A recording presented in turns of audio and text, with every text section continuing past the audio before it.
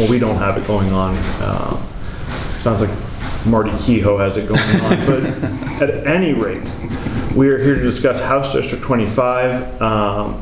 Representative, could I ask you to introduce yourself, describe the district a little bit, the parameters of it? I know that the boundaries changed somewhat 4 years ago. That's right. Yeah. So if you can just kind of give us a sense of where it lies in Tigard or around Tigard, and then we'll. It is Tigard. It is Tigard. It is almost all of Tigard, although not all of Tigard. Rep. Cordy-Neron has a little sliver of like the Bull Mountain Tigard.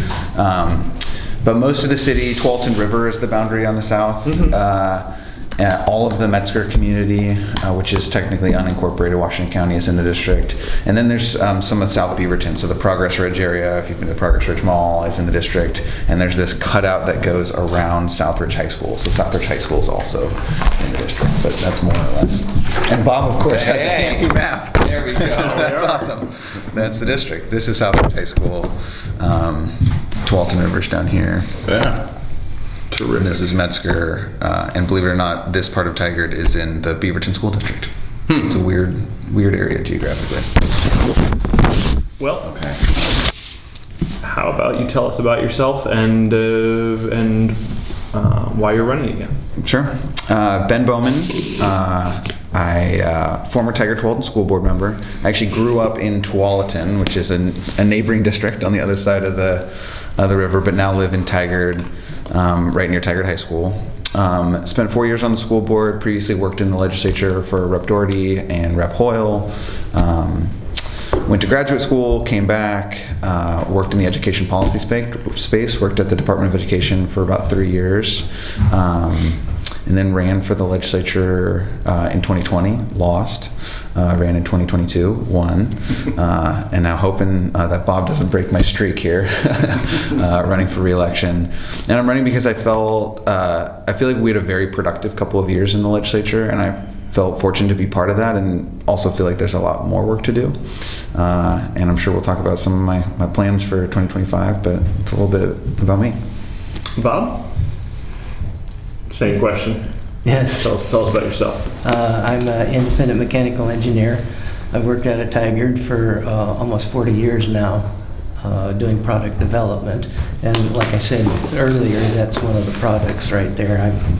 Last time I was in here, I told you about that. I told you I was going to bring one. Remind us what that is for those of people, the 12 people watching at home. Who don't remember last year's interview. Okay, it's a diabetic lance. Basically, it's a vacuum lance, so that when you actually go to take a blood sample, it actually pulls a vacuum over the area, so that when the needle pokes, it doesn't have to go in as far, but you can also come out to soft tissue areas where there's no pain. So instead of, okay, so yeah, I get you. And the needle is it disposable? Yes. Yeah. Yes.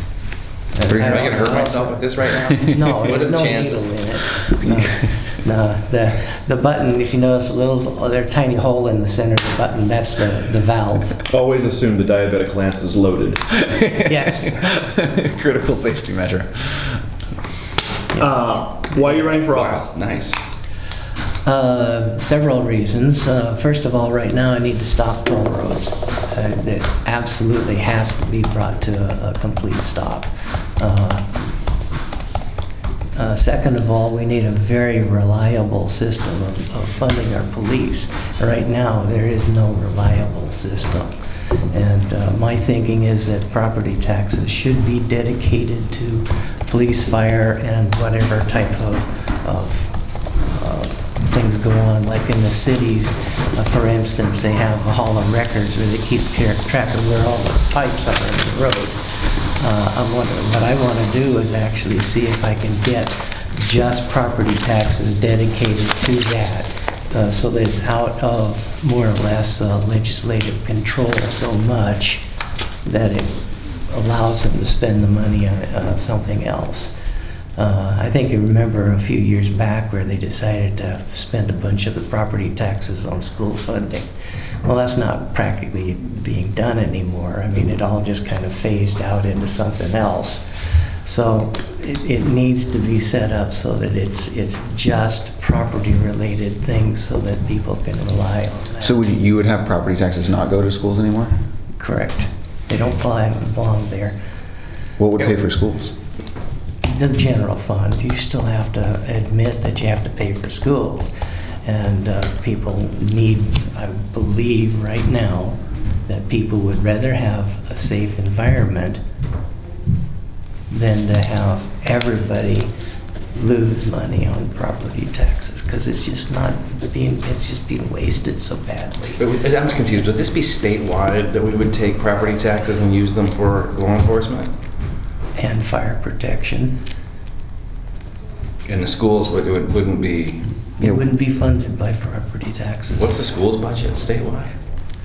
Well, right now, as near as anybody can figure out, as near as I can figure out, it's about $18,000 per student. It's like $10 billion. And there's 540,000 approximately students in the state of Oregon. But what would the revenue source be then to replace all the lost property taxes that are funding schools right now?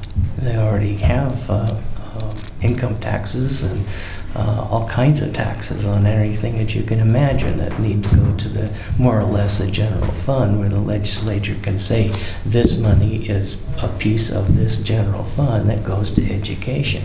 And I happen to believe that that should be 100% school choice. I understand.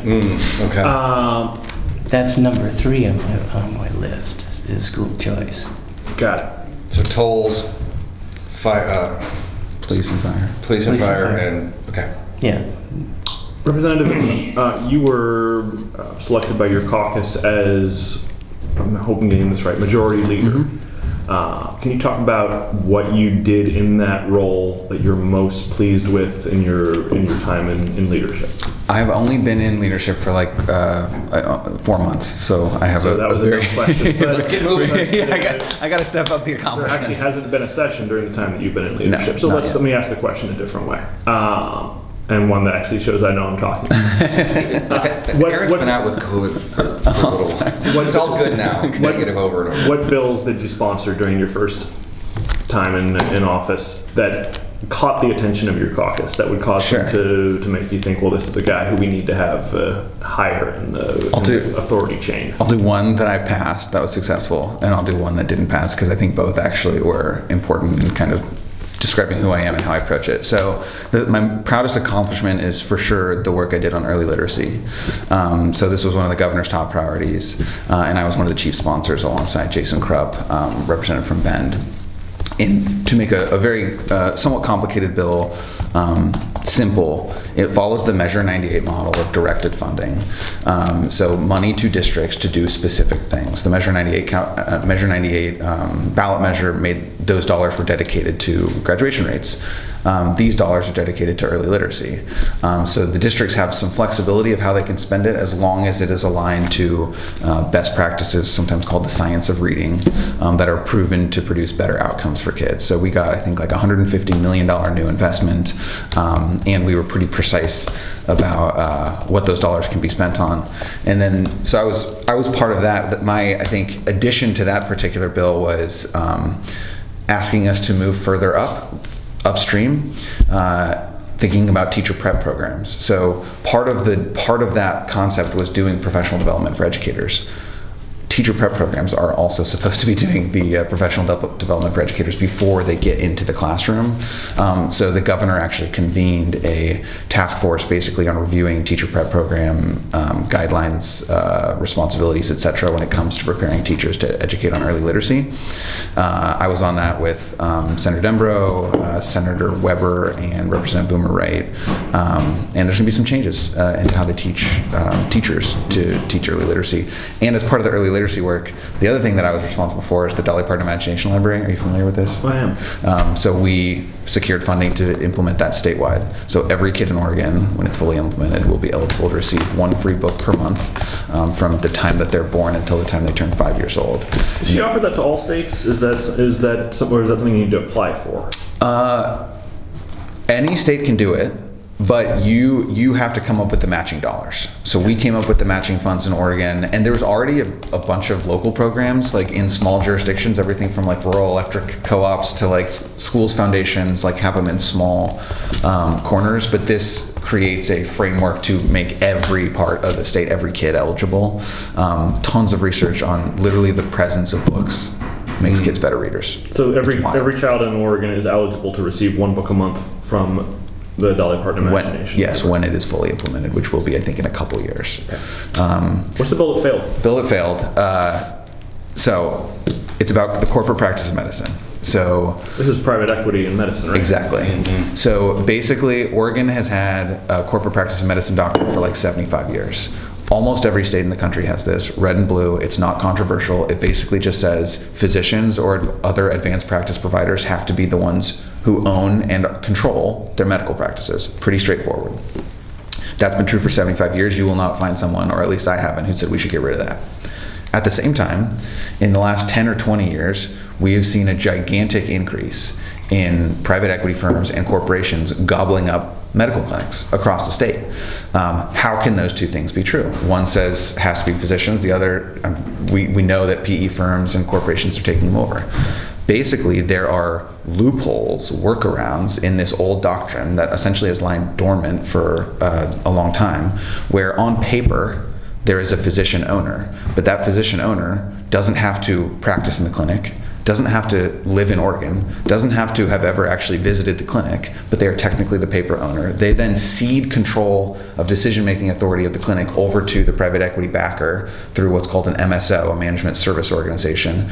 And part of that MSA, the management services agreement to the MSO, cedes control. In exchange, that physician receives sometimes equity in the company, nice compensation. To me, it is a subversion of the whole point of the corporate practice of medicine doctrine, which is to say physicians who graduate from medical school, who have an ethical duty to their patients, who also have to run a business, by the way. These are not people who are giving away their profession for free, but they have to be in charge. PE firms, corporations, they have a fiduciary responsibility to maximize profit. That's their job. Doesn't mean they're bad, doesn't mean they're evil, but that's their job. It is an obviously perverse incentive when they are controlling these clinics. And I've talked to, over the course of the last 2 years, dozens of doctors who have quit their clinics, who are bound by non-compete agreements and can't leave, patients in Eugene with the Oregon Medical Group. I don't know if you read about the reporting. Optum takes over the Oregon Medical Group, and tens of thousands of patients, we think, received either a letter in the mail or a phone call saying, you don't have a primary care doc anymore. Good luck. That was Optum? That was Optum. Was Optum the company or the PE firm? So Optum is a subsidiary of United Health, which is one of the largest companies in America. They are not PE. Okay, but it's corporate. But it's corporate. Yeah, got you. Okay. So why do you think that your legislation failed? The biggest challenge was it was a short session. We had 32 days to pass what is a complicated bill, like I fully concede. So part of what we do is we say doctors have to be in charge. We define what control means. These decisions have to be made by a doctor. We use the term de facto control or ultimate control, which means, like, let's take advertising. A doctor can hire an advertising firm for their clinic, but the advertising firm doesn't get to make the ultimate decisions about what's in the advertising. Same is true for patient care, same is true for coding and billing. You can totally farm out to a third party, that is fine. But what's happening is these MSOs, who are supposed to be subsidiary organizations, like independent contractors who are being hired to support a clinic, are using the MSA, the agreement, to assert control. So that's a complicated portion. We also ban non-compete agreements. We regulate non-disparagement clauses. We prohibit what are called stock transfer restriction agreements. Basically, they are ways that corporations or PE firms handcuff a doctor. They say, you get equity in our firm, but you can't sell it unless we approve. We get to decide when you sell it, and we get to approve who you sell it to. So their entire livelihood is wrapped up in the control of this MSO. So why did it fail? Complicated bill, short session. I will say, passed out of the House Healthcare Committee, bipartisan support, passed out of the House floor with broad bipartisan support, gets over to the Senate, and at that point, a bunch of people who I think did not think the bill had a chance in hell start freaking out and started really organizing. I was talking to every senator every senator I could get a meeting with, basically, I was going to meet with. Every day I was running back and forth multiple times. There was probably 15 or 20 lobbyists who opposed it and whose clients opposed it, who were going in groups to oppose it. So I was outgunned, and I hear you, but I think it's interesting to name names. Who doesn't like this?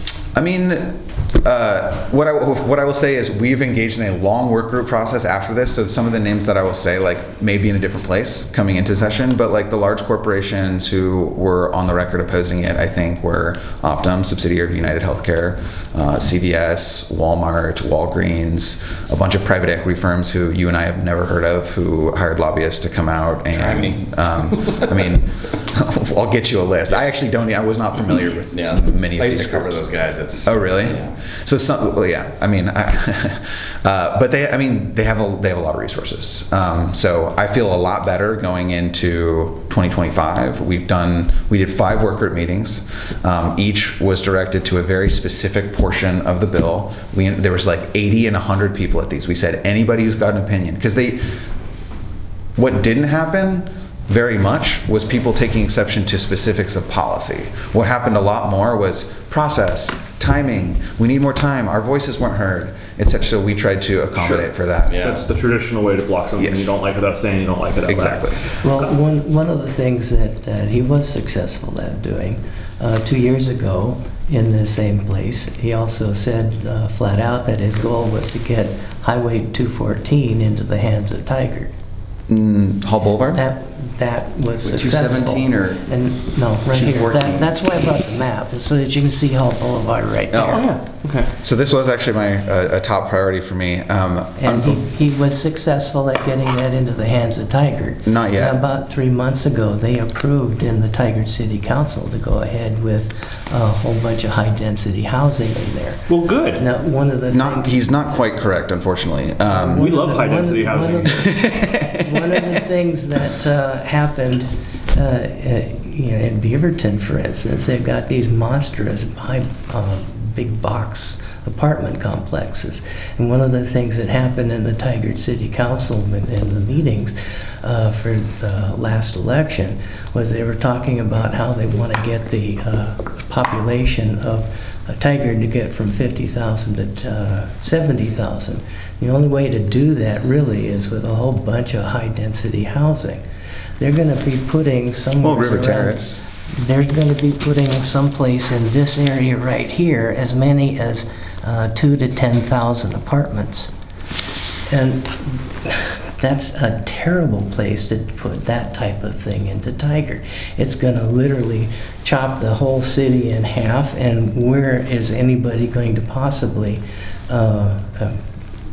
I mean, they could live there, but what are the resources necessary to support that kind of community? Do you see that as So- being the result that's going to happen from... So Bob is incorrect on a couple things. So Hall Boulevard has not been transferred to City of Tigard ownership yet. Then how did the city council decide to rezone it? The city council can rezone it with or without ownership changes. And by the way, development along Hall Boulevard can happen with or without changing of ownership. In fact, ownership of the road has nothing to do with the owners of these Well, properties. They did approve a bunch of those high And that's fine, and that's fine, but totally against all of that type And of I hear you. high-density housing. but the road is a state-owned road. It's an orphan highway. There's a bunch of these across the state. I know that term, yeah. What it basically means is the state owns it but doesn't maintain it because ODOT doesn't have the resources to, and what ODOT will tell you is more people use this road than this road. Which they finally repaid. Which they are, in the process of. A lot of headaches for people who use 217 to commute, but it's almost done. But what has happened with the road in disrepair is bad street conditions, no crosswalks, Potholes. no lighting, potholes everywhere, and 2 people have died in the last 4 years because they were crossing the street. So I got $3 million allocated. This was another big win for me in the local community. $3 million along with, I think Congresswoman Salinas got almost $2 million. Do you Can I stand- finish? For crosswalks and new sidewalks.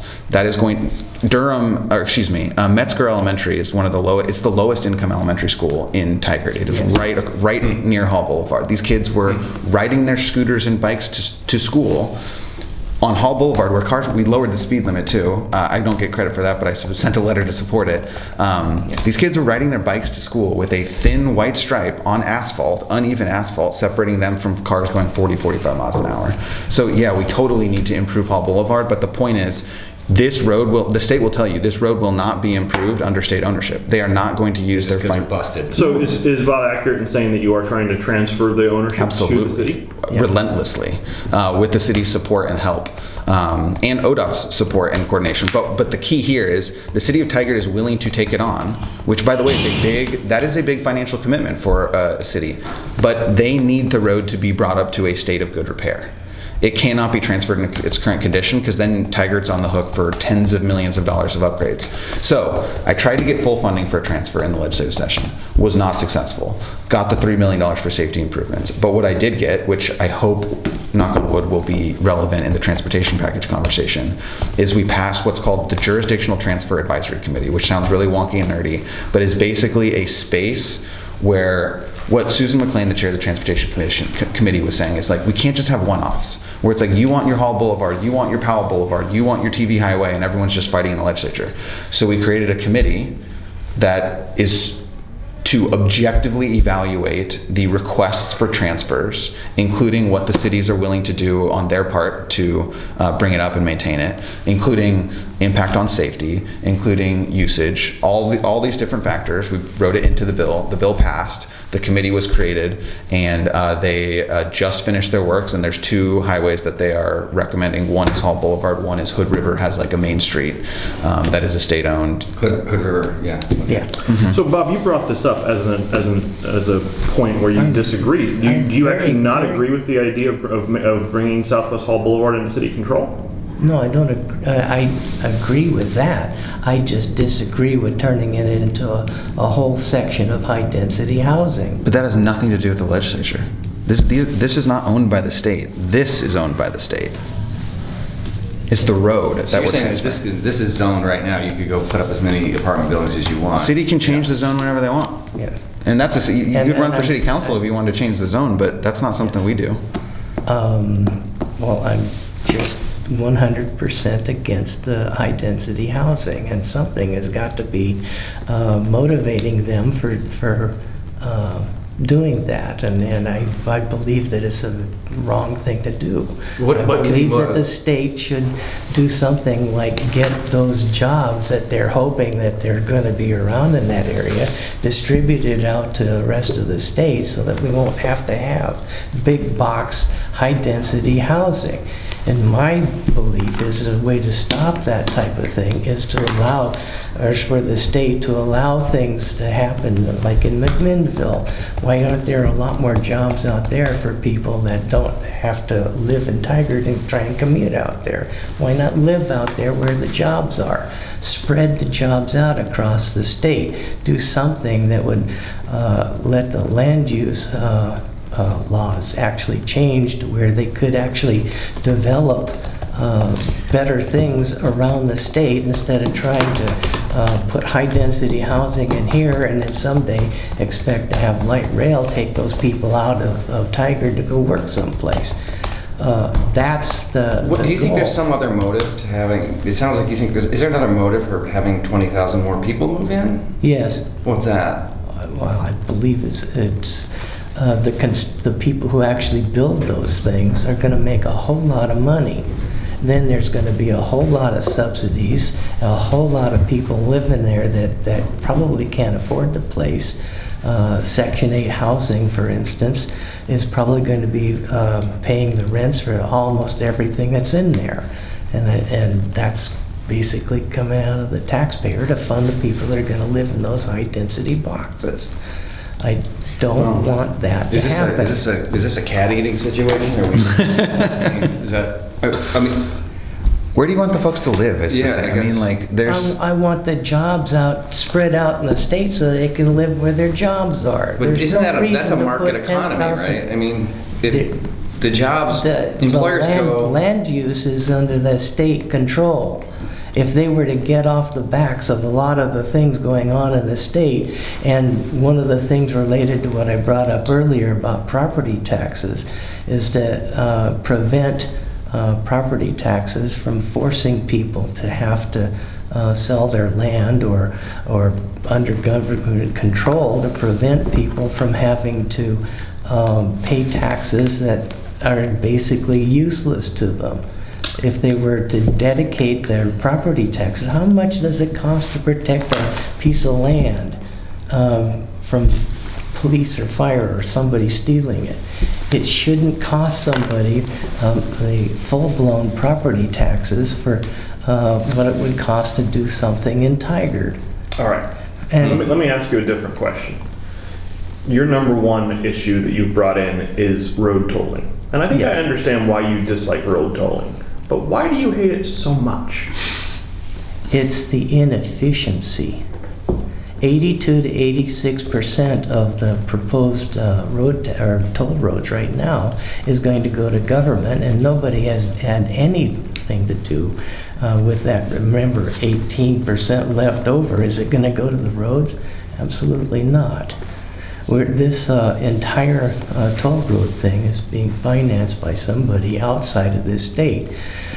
Who's Now, I that? didn't bring the ditty that I put Yeah, you together. mentioned that in your voters pamphlet statement. You say that road tolling funds corruption. And then you say that Yeah. it's mostly out-of-state unions who are benefiting from Yeah, road have you ever tolling. heard of the New Jersey Toll Takers Union? I have never heard of the I've heard of New Jersey tolls. I paid them. Yeah. No, there is Turnpike. a toll takers union out of New Jersey. And the reason I dug into that had to do with the cost of what it takes to actually collect the tolls. A few years ago, there was some pictures in a few papers that had this funny-looking contraption next to the like the New Jersey tunnel.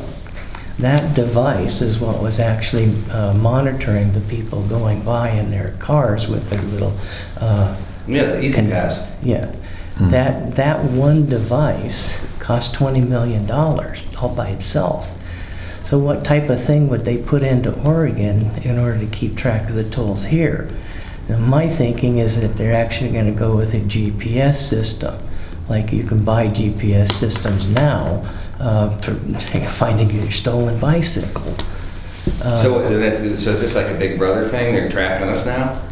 Completely. And some people in the Oregon legislature have said that we want to keep these toll roads in place so we can control you. Who said that? Who said that? I don't have the name right now. I just remember seeing the article. I don't believe that. Well, the point is that 82 to 86% of the money is going to go just to collecting the money. That's just not right. Is that right? I don't Yes, think it that's- is. I don't know. I mean, I'm not a huge fan of tolling, to be honest. Not for Bob's reasons, more because I think it's. How do we pay for? I mean, like. That's the problem. How do we pay for roads? I mean, if you. You're not paying Right. for roads with tolls. Okay, let's It's- leave tolls aside. How do you pay for the roads? I mean, ODOT's busted. Right? Why- I mean, they don't have enough money. Peabody doesn't Where have enough money. is it? Okay, can I They- offer? No. Okay. Just a Okay. minute. That's okay. You pay 41 cents at the pump per gallon. That money goes to the state. Not most of it. Most of it goes to the oil companies. He's talking The about taxes. He's talking about Oh, the okay, taxes. got it.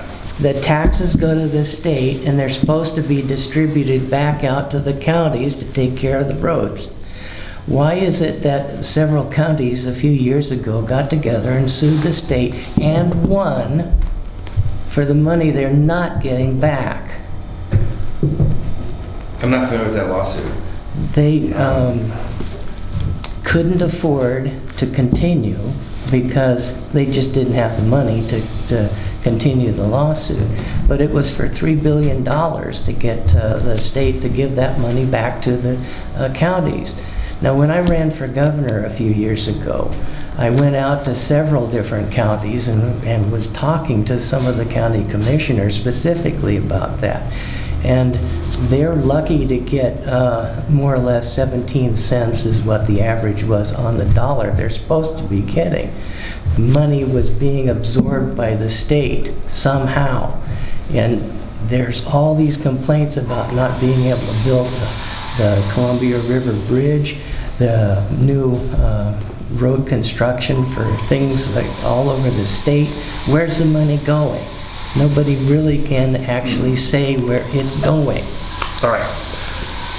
Total subject shift. Okay. I would like to know your take on the OHSU legacy merger. Oh yeah, that's a good question. That's a good question. I will first say, like, I haven't wholly made up my mind because I haven't done a deep dive yet, but I can give you my, like, broad thoughts. In general, I do not think hospital consolidation is good. That's been pretty well researched, and I worry about what that does to prices, to access, to physicians, etc. So I start from a place of sort of skepticism. Has anything you've seen about this merger so far alleviated that skepticism? No, but what I will say is I don't know that I don't think Legacy can continue on their current trajectory. And so if you're forced between those choices, like, super bad for patients and for physicians if we have one of our major hospital systems closed down. That's a horrible outcome. Why are they really in that bad a shape? I just looked at their numbers for the quarter ended March 31st, I think, which is the most recent one. Yeah. And they actually made money. Interesting. I mean, they're not losing money anymore. They're out of the pandemic. So I just was looking at this. That's a fair question. Because I'm like, okay, so wait a second. How bad is this? Look, they didn't make a lot of money. But they made But some. they're in the black. Well, did you track the St. Charles trajectory over the last couple of years? Like, Yeah, from a distance. there was a moment where it was like, oh my God, St. Yeah, they're Charles gonna go out might of close. business, yeah. And my understanding is now they are back. Yeah. So This like, might have been a pandemic. Anyway, go no, on. that's all fair. Yeah. And again, I'm not deeply, this is not something that I anticipate the legislature will probably make a decision on. This will go to HICMO, which is a Yeah. program I fully support, and in fact want to expand. This is the Healthcare Market Oversight Program. This is now a national model. I don't know if we were the first. This was Congresswoman Salinas when she was in the legislature, but now a bunch of other states are modeling, like, basically reviewing transactions, mergers and acquisitions for impact on access, cost, patient outcomes, etc. So I trust HICMO, and I know they're going through a very long and thorough review. I need to learn more about it to be able to say whether I support it or oppose it. But I think the data is clear that consolidation in healthcare has bad outcomes for patients. I also think it's worse if a major hospital system closes. That's the most I could say probably on You that. might want to say that it's also related to the Oregon Health Plan. How so? Well, there is a big push to try and get universal health care, and they want to implement this $29 billion system for Oregon Healthcare universal type of program. But what does that have to do with legacy? Have you ever asked them how much they actually pay for their bills? Where are you There going? is two sides to this, to the Oregon Health Plan. They'll take in money and they'll tell everybody that they have coverage. Yet when you go to the clinics and actually find out how much money that they're actually getting from the health plan for a given I see what you're bill, they're getting practically nothing. That is actually People that there's something there. believe that they have health care coverage through the Oregon Health Plan are worthless to those types of hospitals because they just don't get paid. In some cases, and it takes 6 months to get your money, and you're lucky to get 12 cents on $100 in some cases, depending upon what the care was. So you will see, or you have seen some clinics actually close because they gave up waiting for that money to come from the state, even though they billed, had patients, sent that bill to the state for the Oregon Health Plan, and they never got the money. So when you see mergers and things like that, it's in reaction to consolidating what they can put together so that they can live with whatever they manage to get from the state for that health plan. And So I there's actually- a lot of momentum to try and have that health care program put in place.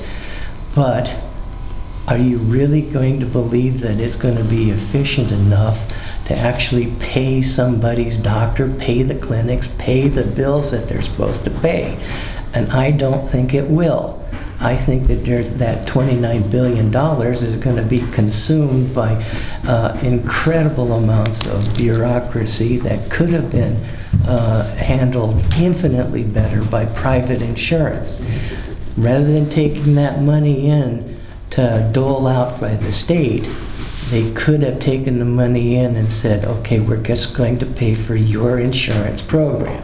The Medicaid dollars That way are to distributed, get but that money out of the hands of the state. Because if it's in the state's hands, there's going to be a lot of people handling it, a lot of people consuming it just because of bureaucratic piles of people doing things. Okay, so what do you... So there's something I don't at all agree that universal health care has anything to do with the legacy and OHSU situation. That's just not true. However, I agree with Bob. Medicaid reimbursements are very low. So you've got Medicaid, you've got Medicare, and then you've got private pay. So when you have hospitals that have higher densities of low-income patients, they are getting less for providing the same services than they would get if they were providing those same services to a private pay person. That is a problem. It's a complicated problem because of how we've constructed the Medicaid system. But I will also say CCOs are who spend most of the Medicaid dollars, and those are essentially private insurance companies. Like those are not state government. That's private insurance companies. Mm-hmm, mm-hmm. Do you have any questions? Oh, we're rolling here. I think this is good. We're actually wrapping up. Yeah. Oh, well, then, I mean, is there then anything let me give you a few things. You remember last time I had my own little thing, that my legislative agenda. This is basically my ideas and concepts about how to take care of several of the problems going on in the state. Appreciate it. I think And then another thing that I'm doing is I'm trying to rewrite the Oregon Constitution. And the whole goal behind doing it is to kind of rearrange it to eliminate the possibility of corruption. There is a whole bunch of things going on right now that people can do all kinds of things under the table to make corrupt money. So I started this project in 2011. And one of the things that I'm kind of proud of right now happens to be my Bill of Responsibilities. It's section number 1 in my new version.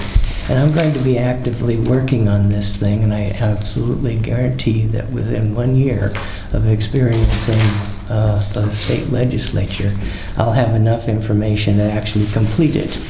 So now you can actually go and get this stuff online too at bobniemeyer.com. But right now it's just a pile of ideas about how to stop various different kinds of corruption. Some things in there, in fact, the latest thing that I added was something I'm calling the efficiency clause.